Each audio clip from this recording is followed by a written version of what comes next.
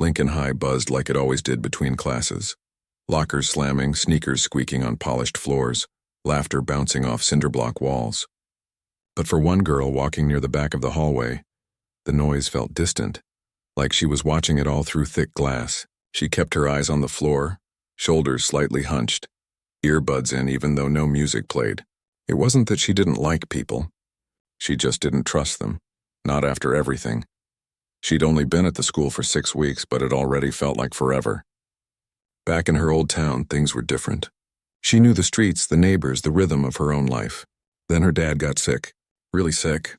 And then just like that, he was gone. After the funeral, her mom said they needed a fresh start, somewhere quieter, cheaper, with better schools. So they packed up their apartment and moved 3 states away. Now here she was, 16 years old, trying to disappear in a place where everyone seemed to already belong. Most days, she made it through without drawing attention. She sat in the back of class, answered only when called on, and never raised her hand unless she was absolutely sure. She wore the same hoodie most days, not because she liked it, but because it felt like armor. It was soft, faded, and big enough to swallow her whole if she needed it to. Her teachers thought she was shy. Her classmates barely noticed her, and that was exactly how she wanted it. But some people notice quietness the way sharks notice blood in the water. It started small, a snicker when she walked by, a whispered comment just loud enough to hear. Then came the notes slipped into her locker. Go back where you came from. Nobody asked you to sit here. Why do you even talk like that? She never reacted. She'd just fold the paper neatly, tuck it into her pocket, and keep walking. Inside, though, each word landed like a stone in her chest. The worst of it came from a group of girls who ruled the second-floor hallway like it was their kingdom. They weren't mean in the cartoonish way people imagine bullies. No shoves in the cafeteria or tripping in the stairwell. Their cruelty was quieter, sharper. They'd mimic her voice when she answered a question in English class. They'd accidentally bump into her in the hall and then laugh like it was a joke only they understood. And they always watched her, like they were waiting for her to crack. She knew their names, of course. Everyone did, but she never said them out loud. To her, they were just shadows with loud voices and perfect hair, moving through the school like they owned the air. That Tuesday started like any other. Rain tapped against the windows during homeroom, and the smell of wet pavement clung to everyone's shoes. Third period dragged biology with its diagrams of cells and endless vocabulary lists. She doodled in the margin of her notebook, a bird with broken wings, then a tree with deep roots. Words floated around her like static, mitochondria, osmosis, nucleus, but none of it stuck. Her mind was elsewhere, thinking about the letter she'd written to her dad the night before. She still wrote to him sometimes, even though he couldn't read it. It helped. When the bell rang, she gathered her things slowly, hoping to slip out before the hallway filled. But as she turned the corner toward the restroom, just needing a minute alone, just needing to breathe, she heard footsteps behind her. Too many, too close, she didn't turn around. She picked up her pace, heart thudding now. Not from fear exactly, but from that old tired feeling of being hunted. She pushed open the bathroom door and stepped inside, relief washing over her for half a second, until she heard the door swing shut behind her with a click. They were all there. 4 of them, leaning against the sinks, arms crossed, smirking like they'd just won something. Well, look who decided to hide, one said, flipping her hair over her shoulder.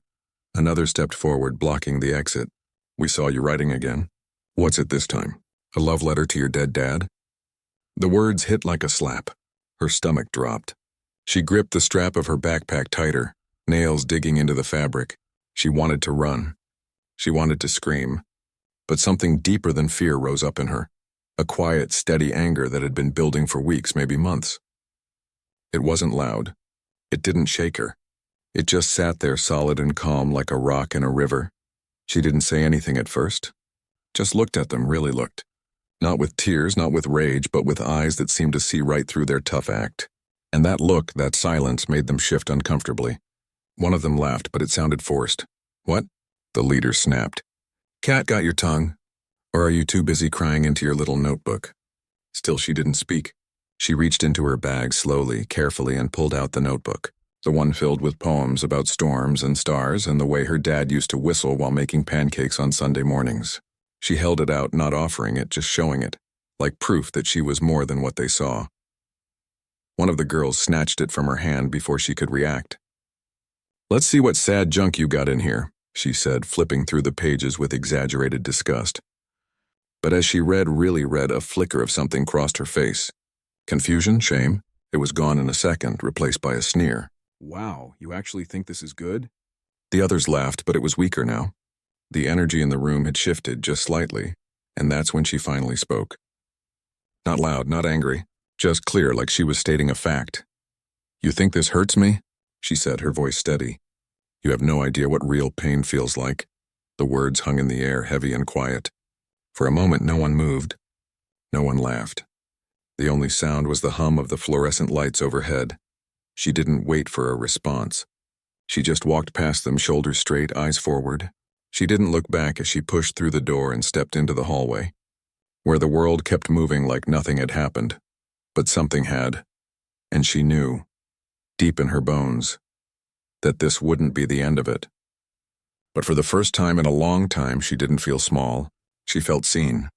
Not the way they meant to see her, as a target, as someone weak, but as herself, whole, real, human. She kept walking, the weight on her chest a little lighter than before. The hallway felt different after that. Not quieter exactly. Lincoln High never really got quiet, but the air had changed, like the moment before a storm breaks. She walked fast, not running, just moving with purpose, her sneakers barely making a sound against the linoleum. Her heart still thumped in her chest, but it wasn't the panicked rhythm from before. It was steadier now, like a drum keeping time for something important. She didn't go back to class right away.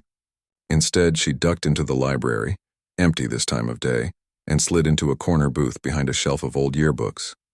She pulled her knees to her chest and finally let out the breath she'd been holding. Her hands weren't shaking anymore. That surprised her.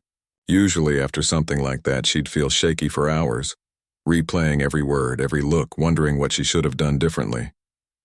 But this time she felt clear.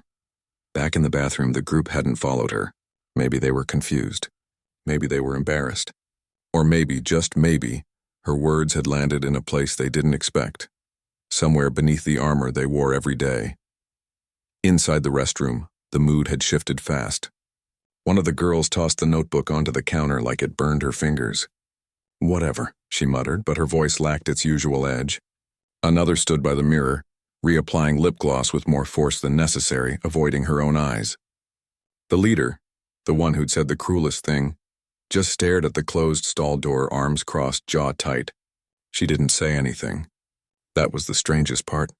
She never stayed quiet. Words started spreading before the lunch bell even rang. It began with a kid who'd been waiting outside the bathroom to wash his hands. He'd heard raised voices, then silence. Then the door swing open and the girl walk out like nothing happened. He told his friend in shop class. His friend told someone in the cafeteria line. By the time fourth period rolled around, half the school had heard some version of what went down, and, as always, the story grew with every retelling. She yelled at them so loud the whole hallway stopped, one kid claimed. "No way," another argued. She didn't say a word, just stared them down till they backed off. A few even whispered she'd pulled out a phone and threatened to call the police. She hadn't. But the truth, the quiet, powerful truth, was harder to spread.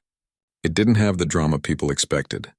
It didn't fit the script of how these things were supposed to go. Meanwhile, she sat through history class like nothing had happened. She took notes. She answered a question about the civil rights movement when called on, her voice calm, her facts sharp.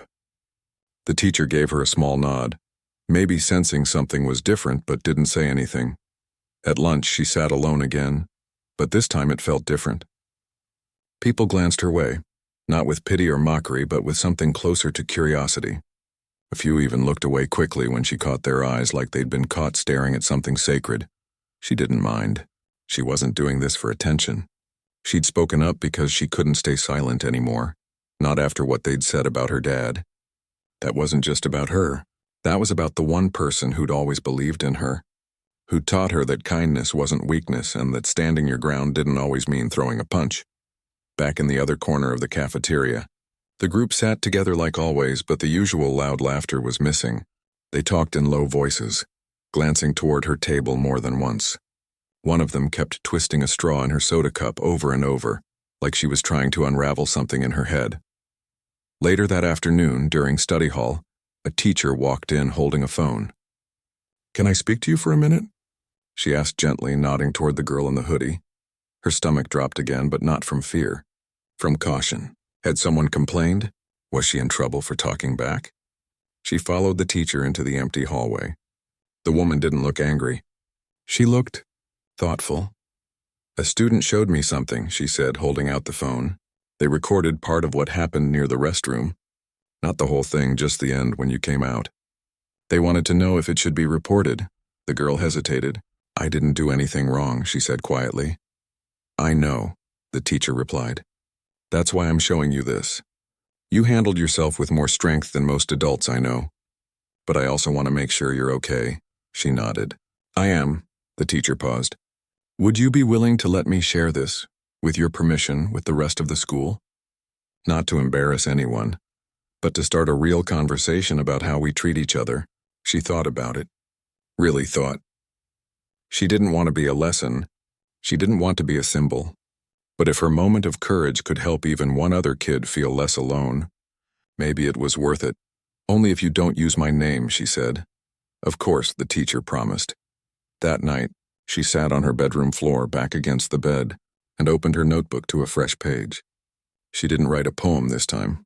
She wrote a letter to herself about how hard it is to be kind when people aren't kind to you, about how silence can be powerful, but so can speaking up, about how grief doesn't disappear, but it can make you stronger if you let it.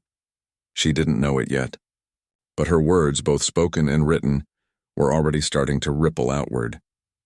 The next morning, the group didn't approach her in the hallway, but they didn't laugh when she passed by either.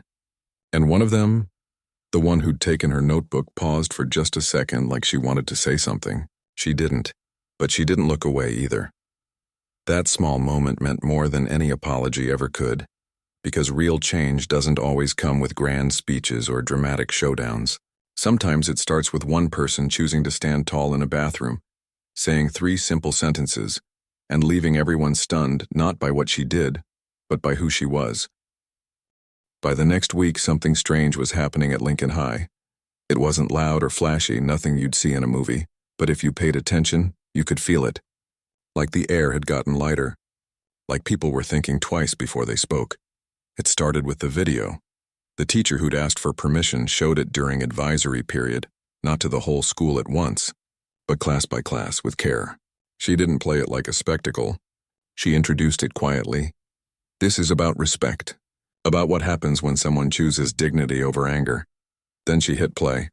The clip was short, less than a minute. It showed the bathroom door opening, the girl stepping out, head high, eyes steady. You couldn't hear what she'd said inside, but you could see the shift in her posture, the way the hallway seemed to hold its breath as she walked past. And then just before the video cut off, you saw one of the other girls look down, almost ashamed. After it ended, the room stayed quiet for a long moment. Then a hand went up. Then another. Questions came, not about who was right or wrong, but about how it felt to be on either side of that moment. A boy admitted he'd laughed at someone last month just to fit in. A girl said she'd been scared to speak up when her friend was being teased. The conversation didn't solve everything, but it opened a door, and once that door was open, people started walking through it.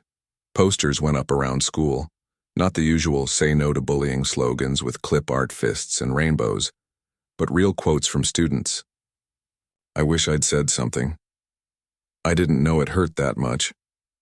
I'm trying to do better."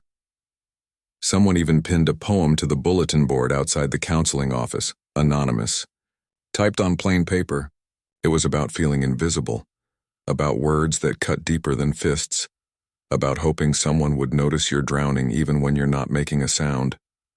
No one knew it was hers, but she recognized her own lines. Meanwhile, she kept doing what she always did, going to class, taking notes, eating lunch alone. But now people looked at her differently, not with pity, not with fear, with something closer to respect. A freshman she'd never spoken to held the door open for her one morning and mumbled, "Thanks for what you did." A teacher slipped a note into her binder. "Your voice matters more than you know." She didn't tell anyone. But she saved that note in her notebook, right between two poems.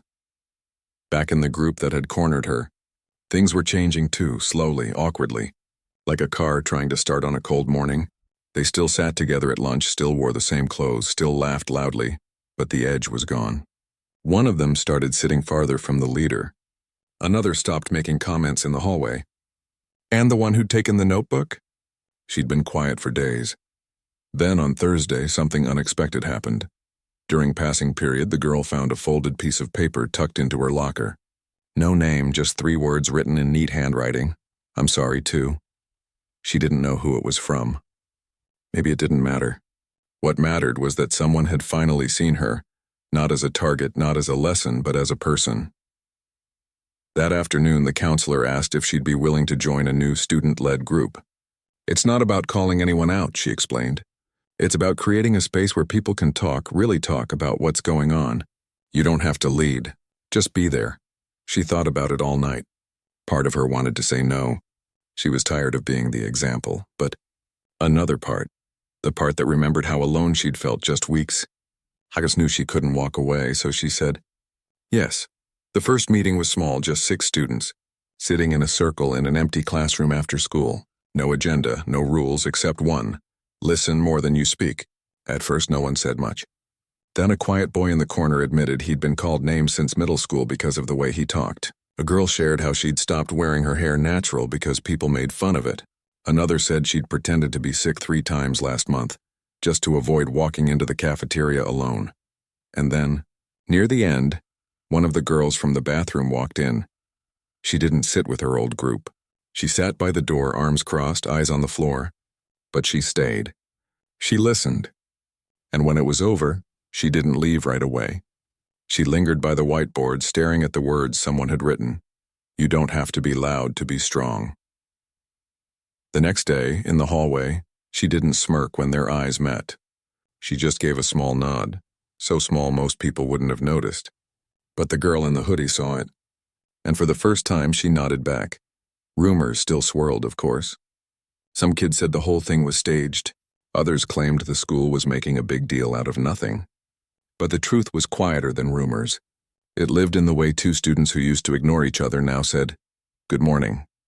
In the way someone picked up a dropped notebook instead of stepping over it.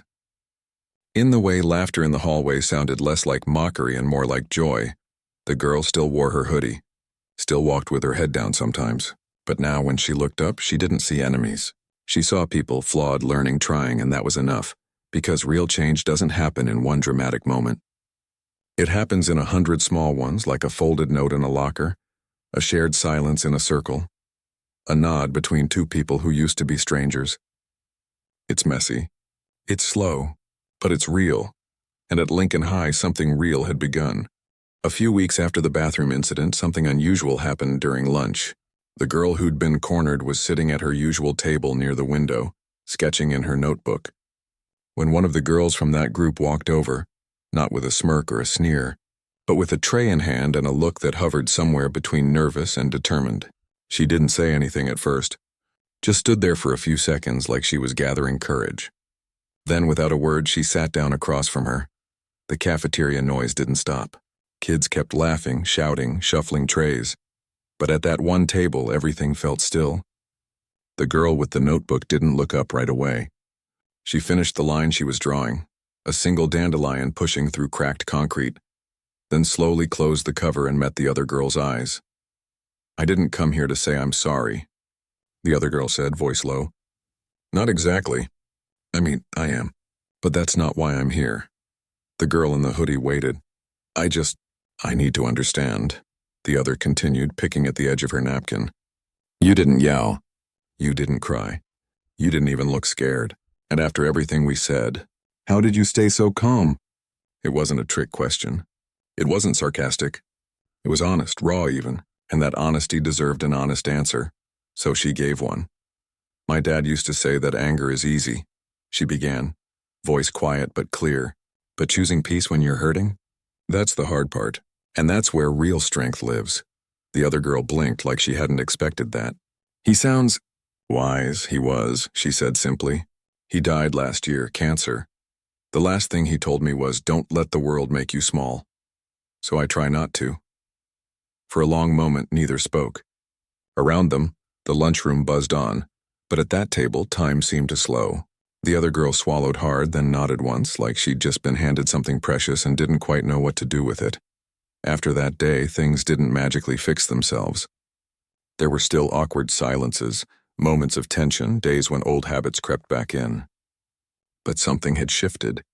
The girl who'd sat down kept coming back, not every day, but often enough. Sometimes they didn't talk much. Sometimes they just sat in quiet company, which, for both of them, felt like progress. Word of their unlikely lunchtime truce spread, but this time, it didn't turn into gossip. It turned into hope. Teachers noticed. Students noticed. Even the principal took note. One afternoon, he called both of them, separately, into his office. Not for discipline, for an idea. "What if," he said carefully, "you two helped us build something real, not just another assembly or poster campaign, but a space where students actually listened to each other?" They were hesitant at first. Neither wanted to be put on a pedestal, but the more they talked about it, the more it made sense. They knew what it felt like to be on both sides, to hurt and to be hurt.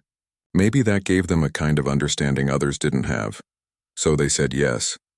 Together, they helped design a peer support circle, a weekly gathering during lunch where students could share what was really going on, without judgment. No adults leading, no forced participation, just a safe corner of the library, a few chairs in a circle, and a simple rule: speak from your heart, listen with yours. The first meeting had only 5 people. By the third week, it was 12. By the end of the month, they had to move to a bigger room. Kids talked about things they'd never said out loud before, about family trouble, anxiety, feeling like they didn't belong. Some came just to listen. Others came because they finally felt like they could breathe.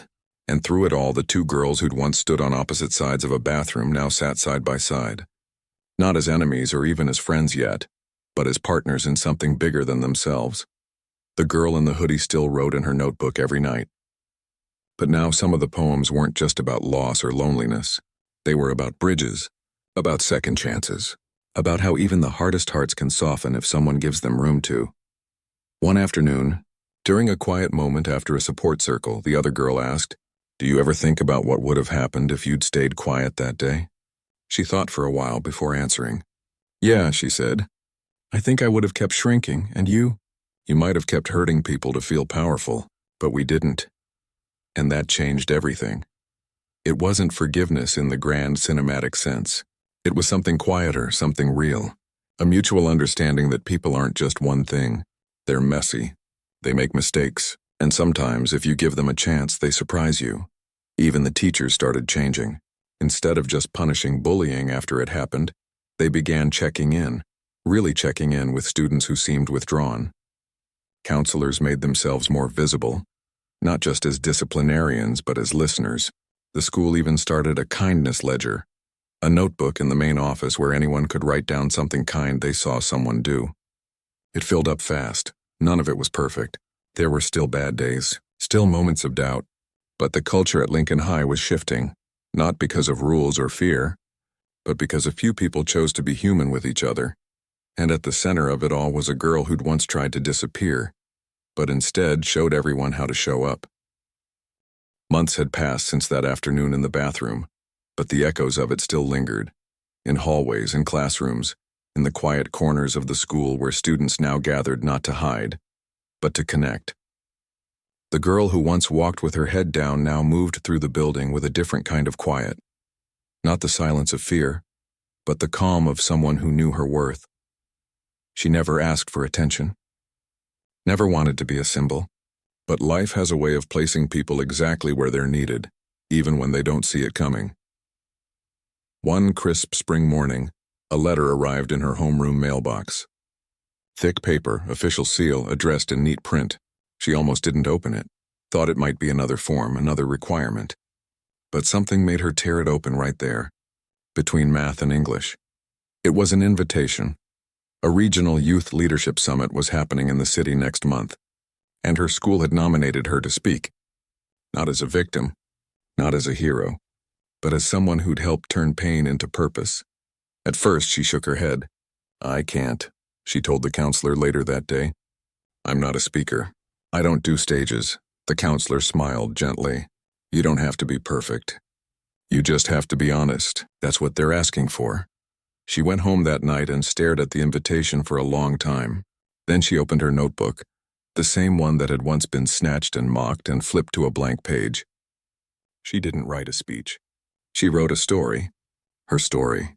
Not the dramatic version people imagined, but the real one, about grief, about silence, about choosing to stand tall not because she was fearless, but because she was tired of letting fear win. She practiced in front of her mirror, then in her room with the door closed, then finally in front of her mom, who listened with tears in her eyes and said, "Your dad would be so proud." The day of the summit arrived. The auditorium was packed. Hundreds of students from dozens of schools, all there to talk about kindness, resilience, and change. When her name was called, her hands trembled for the first time in months. But as she stepped onto the stage, she remembered the bathroom, the silence, the choice. She took a breath, and she spoke.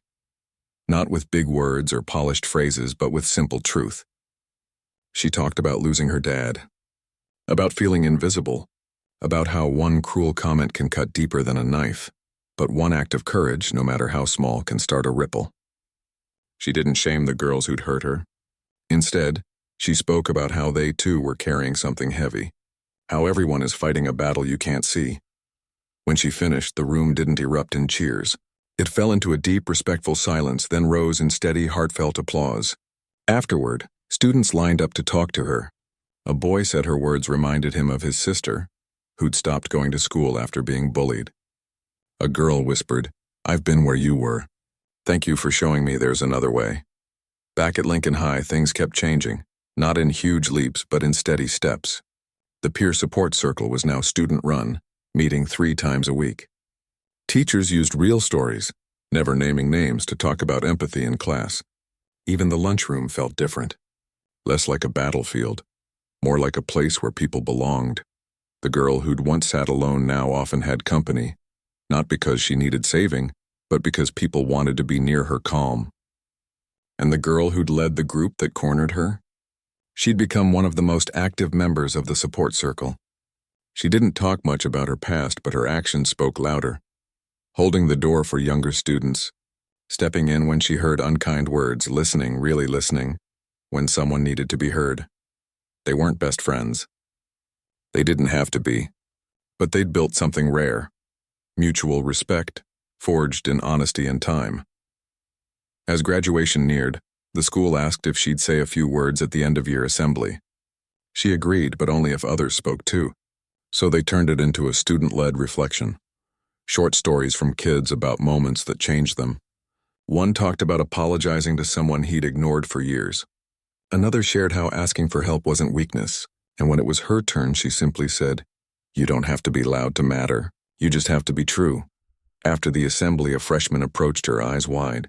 "Do you think I could do what you did?" she asked. The older girl smiled. "You already are," she said. Just by asking that question, life didn't become perfect. Bullies didn't vanish overnight. But something deeper had taken root at Lincoln High, a belief that people can change, that wounds can heal, and that one person's courage can give others permission to be brave too. She still wore her hoodie sometimes, still wrote poems late at night, still missed her dad every single day. But now, when she walked down the hallway, she didn't shrink. She didn't hide. She moved with quiet purpose, eyes forward, heart open, because she'd learned something powerful. That the strongest thing you can be in a world full of noise is simply yourself. Steady, kind, and unafraid to stand your ground without raising your voice. And in that bathroom, on that ordinary Tuesday, she hadn't just defended herself. She'd reminded everyone that dignity is louder than cruelty, that peace can be powerful, and that sometimes, the most stunning thing a person can do is choose humanity, especially when it's hard. Now, as she packed her notebook into her bag on the last day of school, she knew this wasn't the end of her story. It was just the beginning. And wherever she went next, she'd carry that lesson with her, not as a shield but as a light.